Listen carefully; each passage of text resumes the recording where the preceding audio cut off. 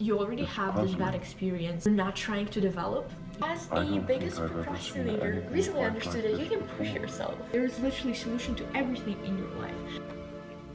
I might be really unfocused both in the lens kind of way and in my thoughts. I just met new people today. I'm trying to socialize and become more socially active, right? And today, surprisingly, two girls just came up to me, and that was really nice. I'm an extrovert, but at the same time, I feel really anxious recently because of the corona and stuff. About like socializing with people, but that was really nice. And one thing that they told me, I found it quite interesting. They were older than me, right? And they told me, don't be this nice to people, don't be this good, because people don't appreciate that, people will use you. And being naive overall, that's interesting point that I really like. Naive and nice, right? Where you're probably naive and people will use you for that and you will just get hurt, right? And interesting thing that actually really got into my head is that people confuse meaning of naive and nice, and they mix them.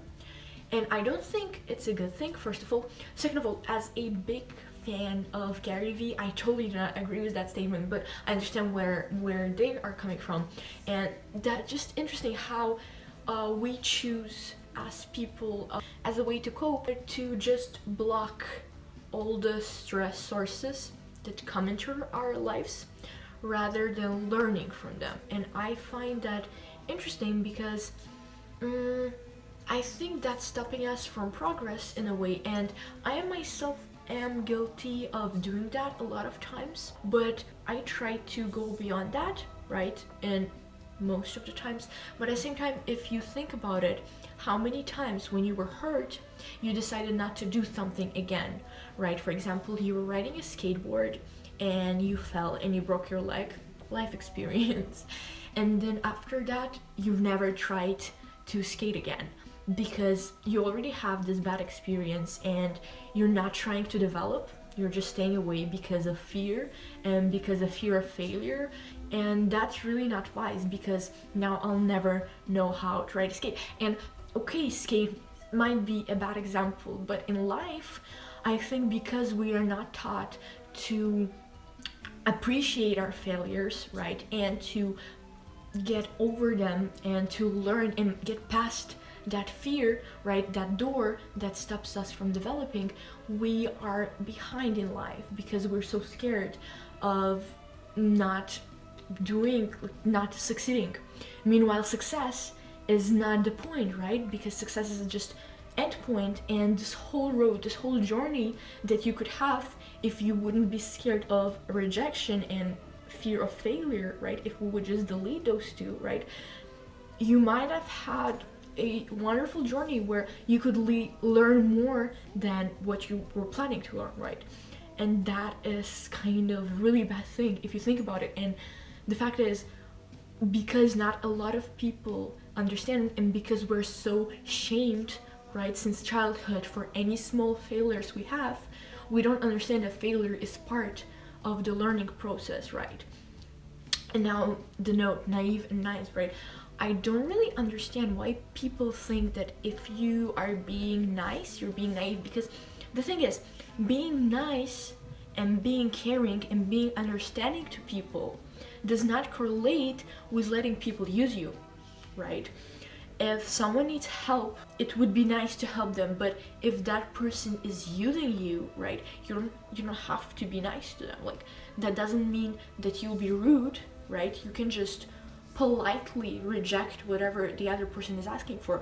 Let it be your attention, your time, or any other resource, like your energy, right? Attention, time, energy, main three resources that you have in your life. And if that person asks for something and they're being mean to you, or they try to use you and they're being just toxic, you don't have to be nice. Like, be nice. No, actually be nice. You can just politely reject whatever they're asking for and you're still staying a good person, because actually the only person that might hurt you is you, right? You are not responsible for other people's actions, and they are not responsible to treat you right, because nobody owns anybody anything, right?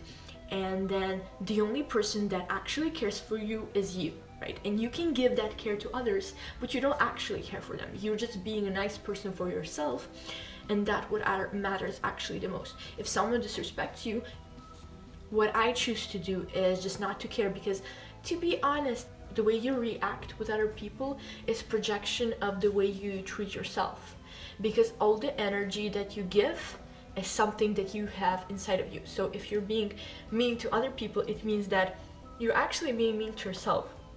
You're disrespecting yourself and disrespecting others, because you are reflecting your own trauma, in a way, your own miserability, if there's a word like that, onto others. And that's just really sad. So, and whenever people are being mean to me or disrespectful to me, I just feel bad for them, right? Once again, I feel like I'm saying the things that Gary is saying, but he is a really big influence on my thoughts. I would challenge, and have started talking to a lot of friends of like, I don't think kindness is easy if you're in pain. I think it's actually, it's right. You see what I mean? It's easy for me, and I need to be compassionate and empathetic, that it comes easy to me, and then be aggressive to be empathetic to those that it doesn't come. It's back to like people that say you're shitty on social. I always feel compassion. I'm like, so that's okay, whatever. I'm just sharing, you know. The other thing that is actually connected to this, right? I was thinking recently about society made it really weird to talk to yourself. And this is just my theory, but I've been thinking about a lot and developing it, and I'm just gonna share because maybe someone will find something in it, right? So I was thinking, we as people do not talk to ourselves as much as we should. And I think that's a big, big problem, because in talk with yourself, you can understand truth that you might have never discovered, because it's actually talking to your subconscious. The main part is asking right questions, and to right questions, you will find right answers. We're just a machine, right, that digests all the information that comes into us. If you ask yourself a stupid question, you will get a stupid answer. And if you ask yourself a smart question, right, a deep question, you will find deeper answer, will help you understand yourself better, right?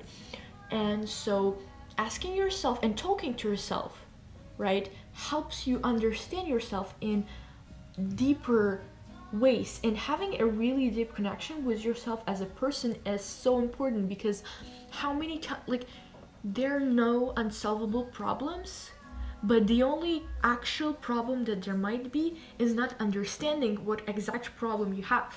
Because once you understand and recognize your problem, you can begin to find solutions, and it's not that hard. There's literally solution to everything in your life. You only gotta ask a right question and understand what exactly is the problem, because most of the times we try to find and cure symptoms rather than curing the whole sickness.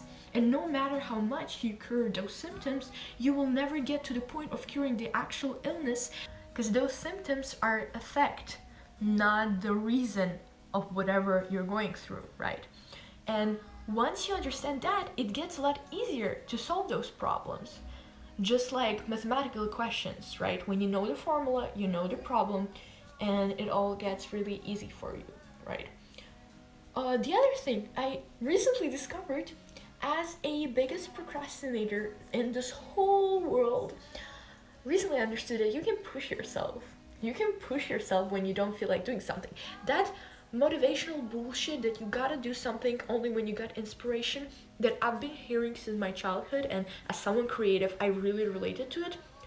Forget about this nonsense. It's literally so wrong, because you can never get successful without pushing yourself. Nobody feels like working every day. Nobody feels like studying every day. Most of the days you don't feel like actually doing something. Most of the days I feel like laying on my bed, and that's what I did before, right? But recently I understood that you can actually push yourself to start doing something even when you don't feel like it. And that's, for me personally, mind-blowing, and maybe someone will relate, because I watched so many motivational videos, so many how to start being productive, tips to start being like cool and stuff, and I would get all those trackers, all those to-do list apps, right? All those kind of like checklists that you have to check every day. And I would actually do it for a month and then forget about it because it's bullshit, right? And I would try to motivate myself all the time, but motivation can't be there all the time. You can't feel like doing something all the time because you will burn out, right? If you push yourself, not push yourself, but wait for this motivation to come and be like, yes, I'll do all of that. And for example, you'll be motivated for a week and you'll push yourself so hard because you didn't work before, right? And now you have all those stuff and you finally feel like doing it and you're like, yes, I need to do it.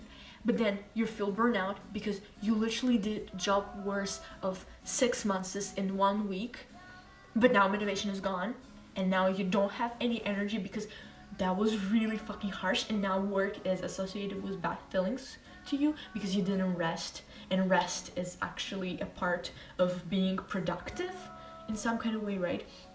And all of that, right? So you just gotta push and do something every day, right? Divide it into small tasks, because actual success in a way, actual something in the future is small steps divided into each day in habit.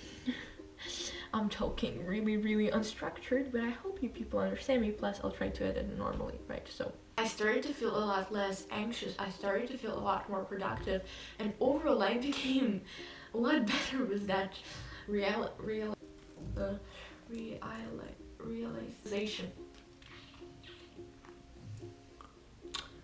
Bestie, don't do this to me. Realization. Realization. Life became a lot better.